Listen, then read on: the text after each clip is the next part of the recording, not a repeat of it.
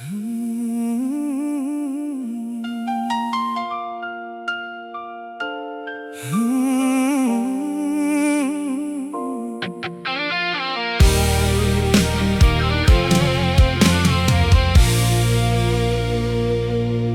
าแต่រួចបំណុលអស់កា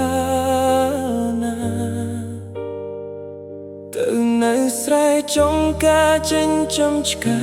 ឆ្មាមួនទាសូលដីក្រោយផ្ទះដាំបន្លែ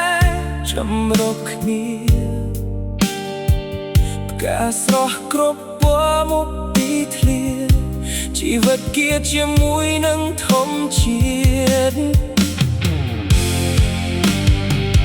ប្រាថ្នាជីវិតមួយដែលសាមញ្ញមិនចង់ឈ្នះចាញ់កំណាញ់លោភលន់ហួងមៀតត្រឹមបាយបីពេលទំនេរជួបជុំផៅញាតធ្វើបុណ្យធ្វើទានចិត្តមិនចង់អៀតរស់គ្មានសម្ពាធត្រូវព្រួយត្រូវភ័យចាស់ទៅចង់រស់នៅស្រុកស្រែវិញ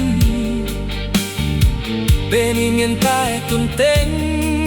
អត់ធ្មត់សន្សំសំចៃតាស៊ូត្រករូបនៅឯដីក្រុងទាំងយោទាំងថ្ងៃរួចបំណុលអស់ពីដៃពេលវ័យទៅស្រុកវិញហើយខ្ញុំបាត់ចិត្តចំណាប់កលដៅត្រកលេចតែក៏ក្តៅពេលចាស់សោកស្កើនៅទីនោះហើយរបាយផ្សាញញស្ដាប់សំឡេងសុនខ្ញុំឆ្លងឆ្លើ